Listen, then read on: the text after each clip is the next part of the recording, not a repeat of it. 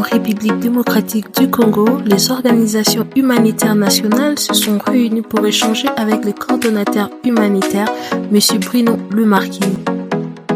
Ces échanges ont porté sur des questions essentielles: comment renforcer la localisation de l'aide humanitaire, améliorer la participation des acteurs locaux dans la coordination et promouvoir de partenariats plus équitables entre organisations internationales et nationales.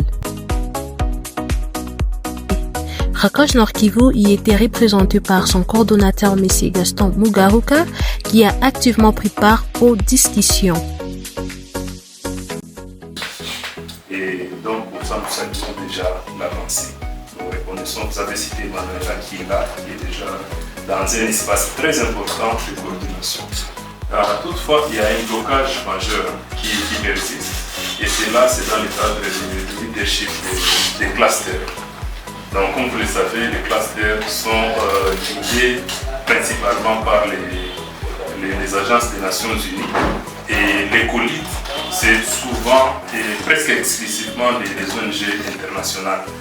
Donc, nous pensons que vous pouvez encore pousser pour que les ONG nationales soient suffisamment représentées au sein des clusters, même en jouant le rôle des colis. Merci. Même quand on s'est fait évaluer pour une organisation internationale ou au niveau des agences, lorsqu'il y a une gestion, on sanctionne une personne physique. Mais c'est à notre niveau, on sanctionne l'organisation.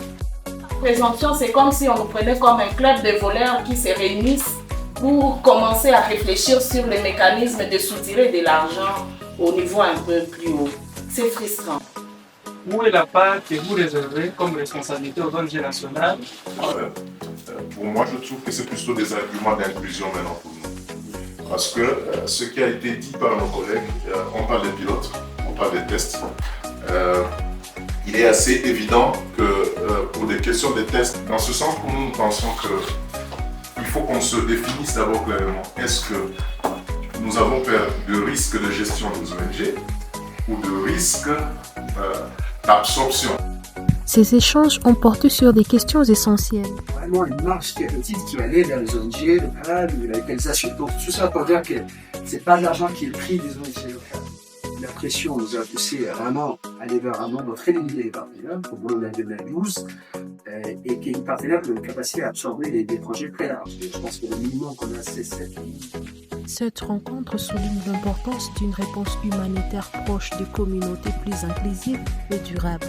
Nous saluons ça, nous remercions notre humanitaire pour ça, mais nous pensons qu'il y a encore un grand travail à faire au niveau des équipes humanitaires pays et au niveau même de l'OCHA.